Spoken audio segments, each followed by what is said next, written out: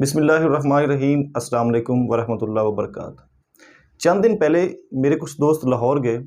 जब वो वापस आए तो उनमें से एक से मैंने पूछा कि आपका ट्रिप या आपका टूर कैसा रहा। तो उसने मुझे बताया कि यार इन दोस्तों के साथ मैंने अब जाना ही नहीं। मैंने कहा यार क्या हुआ, क्यों नहीं जाना? तो कहता यार वहाँ पर जब हम पहुँचे तो हम चार दोस्त थे। एक कहता मैंने फ़लाँ जगह पर जाना है, दूसरा कहता नहीं मैंने तो उसके घर जाना था, तीसरा कहता यार मैंने तो फ़लाँ चीज़ देखनी थी। तो वहाँ पर ऐसी हमारी जो मिसमैनेजमेंट हुई, ऐसा हमारा मामला ख़राब हुआ कि एक तो हमारे साथ से उतर के कहीं चला गया। वो कहता है यार मैं ऑटो ले लेता हूँ और वहाँ चला जाता हूँ।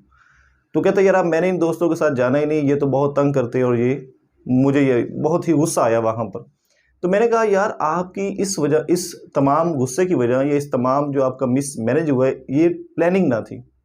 अगर आप यहाँ से जाते वक्त प्लानिंग करते, हमने कितने दिन वहाँ पर स्टे करना है, कौन कौन सी चीज़ें देखनी है और सबको एग्री करते कि भाई ये हमारा रूट प्लान है, इसके अलावा हमने कहीं नहीं जाना, तो फिर हो सकता था कि आपकी ये जो मिसमैनेजमेंट है, ये फ्रस्ट्रेशन है, ये कम हो जाती।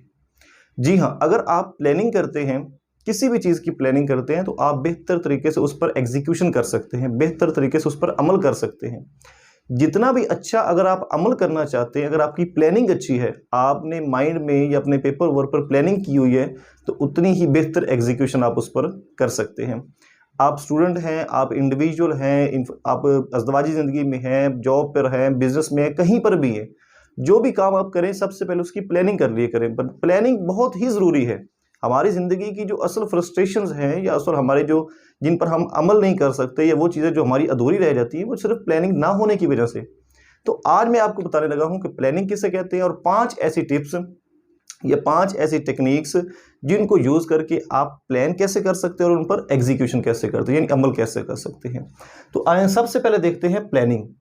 ये जो वर्ड प्लानिंग है, इसका मतलब है ऐसा प्रोसीजर तैयार करना जो आपके बनाए हुए प्लान पर अमल दरामद करवा सके, इसे कहते हैं प्लानिंग।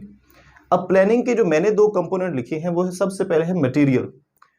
मटेरियल का मतलब ये है कि अगर आप स्टूडेंट हैं, आपने कोई चीज़ पढ़नी है, तो आपके पास जो बुक्स हैं, वीडियोज़ हैं, लेक्चर्स हैं, ये जो भी चीज़ें हैं, ये तमाम आपके मटेरियल में आती हैं। ये आपका मटेरियल है, इसको आपने तैयार करना है। अगर आप इंडिविजुअल हैं या बिज़नेस पर हैं या आप जॉब पर हैं, तो आप अपनी एक्टिविटीज़ को या कहीं टूर लेकर जाना है या जो भी आपकी एक्टिविटीज़ है, वो मैंने नीचे एक्टिविटीज़ लिख दी है, मटेरियल या एक्टिविटीज़, ये आपके पास चीज़ें हैं, इनको आपने मैनेज करना है। सेकंड नंबर पर है टाइम। अब दूसरे नंबर पर है टाइम, कि आपके पास टाइम कितना है। उस टाइम में इन एक्टिविटीज इन मटेरियल को मैनेज करने का नाम को प्लानिंग कहते हैं। तो प्लानिंग का मतलब क्या है? आपके पास जो मटेरियल एक्टिविटीज है, इनको आपने मतलब मौजूदा टाइम, जो आपके पास टाइम मौजूद है, जो आपके पास उसको ये टाइम एलोकेट किया है, 2 दिन 4 दिन 1 साल, जितना भी आपके पास टाइम है, इनको मैनेज करने का नाम प्लानिंग है। प्लानिंग के वर्ड को समझने के बाद मैं आपसे डिस्कस करने लगा हूं नेक्स्ट 5 ऐसी टिप्स हैं, वो आपको बताने लगा हूं कि जिनकी वजह से आप बेहतर तरीके से या तो प्लान कर सकते हैं या कम से कम जो आपने प्लान बनाया है, जो आपने प्लानिंग की है, उस पर एग्जीक्यूशन पर। सबसे पहले है जी starting line. Identify your starting line. अपनी स्टार्टिंग लाइन वो डिफाइन करें। कोटेशन है कि 1000 मील का जो सफर है, उसका आगाज एक कदम से होता है। तो आपका वो पहला कदम, वो पहली ईंट, वो पहला स्टेप ऐसा कौन सा है जिससे आपने उस काम को अचीव करना है, प्लानिंग को एग्जीक्यूशन देना। सबसे पहले अपना आइडेंटिफाई करें, पहला स्टेप ऐसा कौन सा जो आप उठाने लगे हैं। आपने कौन सा सब्जेक्ट पढ़ना है, कौन सी एक्टिविटी को पहले करना है, किस सब्जेक्ट के किस टॉपिक को पहले तैयार करना है, ये आपने देखना है। ठीक है, अपनी स्टार्टिंग लाइन जरूर डिफाइन करेंगे, यहां से मैंने स्टार्ट लेना है। अगर आपने स्टार्टिंग लाइन डिफाइन नहीं की, आपने ये डिसाइड नहीं किया कि मैंने स्टार्ट कहां से लेना है, तो फिर आप एग्जीक्यूशन नहीं कर सकते। आप सोचेंगे कभी मैं ये कर लूं, कभी मैं वो कर लूं, कभी ये कर लूं, कभी इधर देख लूं, कभी नहीं। आप एक स्टार्टिंग लाइन डिफाइन करें, उससे फिर आगे चलते जाएं। नेक्स्ट नंबर पर है प्रायोरिटाइजेशन।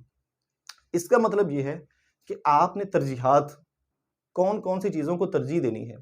यही चीज प्रायोरिटाइजेशन जो है, ये बुक जो हमने स्टार्ट की हुई है, 7 habits of highly effective people, उसमें ये हैबिट आएगी, पुट फर्स्ट थिंग्स फर्स्ट।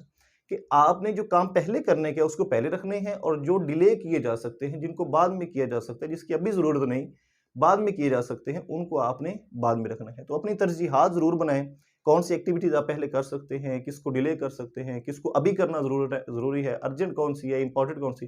ये इंशाल्लाह हम उस क्वाड्रेंट में समझेंगे 7 हैबिट्स के बारे बुक में। नेक्स्ट है टाइम ब्लॉकिंग। इलॉन मस्क का जो ये बेस्ट फॉर्मूला है, वो एक सेल्फ स्टडी रॉकेट साइंटिस्ट भी है और एक सेल्फ मेड मिलियनियर भी है। उसका जो फॉर्मूला वो ये, वो टाइम ब्लॉकिंग करता है।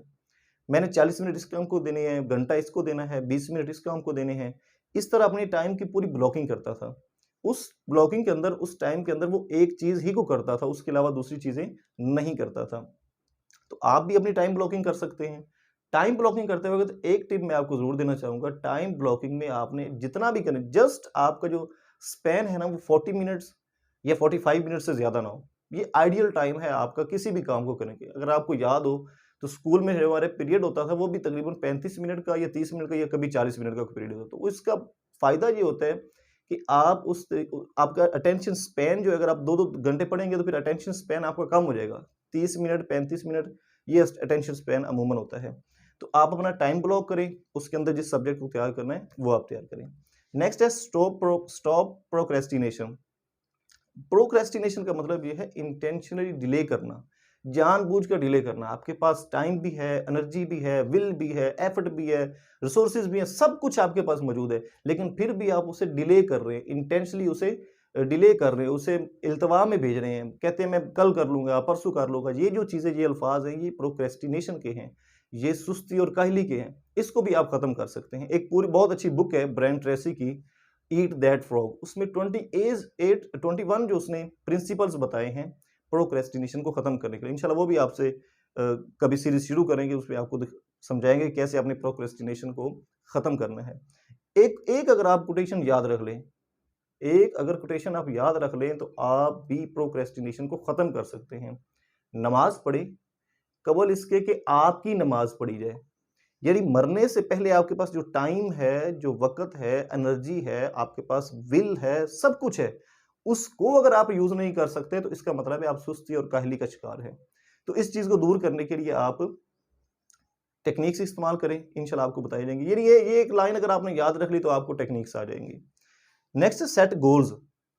ये असल इम्पोर्टेंट चीज़ है प्लानिंग में। आप गोल्स डिसाइड करें कि मैंने ये गोल इस वक़्त अचीव करना है, सेकंड इस टाइम, थर्ड इस टाइम, फोर्थ इस टाइम। अब छोटे-छोटे गोल्स, एक बड़ा गोल अगर आपने सेट किया तो उस बड़े गोल को अचीव करने के लिए सब गोल्स बनाएँ, इसको छोटे-छोटे गोल्स बनाएँ। मैं आपको मिसाल देता हूँ, रोज़ हम खाना खाते हैं, हमने फॉर एग्ज़ाम्पल 1 रोटी खानी है, उस 1 रोटी को हम फ़ौरन नहीं चबाते, फ़ौरन अपने मुँह में नहीं डालते। छोटे-छोटे उसके टुकड़े करके हम जो है वो खाते हैं और इससे क्या होता है कि हम ईज़िली वो रोटी खा लेते हैं। इसी तरह आपने जो गोल भी आपने अचीव करना है, यहाँ पर गोल क्या था? अपनी भूख को मिटाना या 1 रोटी को खाना।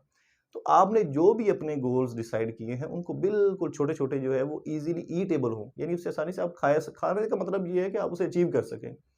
तो ये वो 5 ऐसी टिप्स हैं, 5 ऐसी टेक्निक्स, अगर आप इन पर अमल करें तो बेहतर तरीके से प्लानिंग भी कर सकते हैं और उसकी एग्ज़ीक्यूशन भी कर सकते हैं। तो इस चौथे लेक्चर में हमने प्लानिंग को डिस्कस किया कि प्लानिंग क्या होती है और 5 ऐसी टिप्स, 5 ऐसी टेक्निक्स आपके साथ शेयर की। दुआ है कि अल्लाह हम सब के लिए आसानियाँ पैदा करे। दुआओं में याद रखिएगा। अल्लाह हाफ़िज़।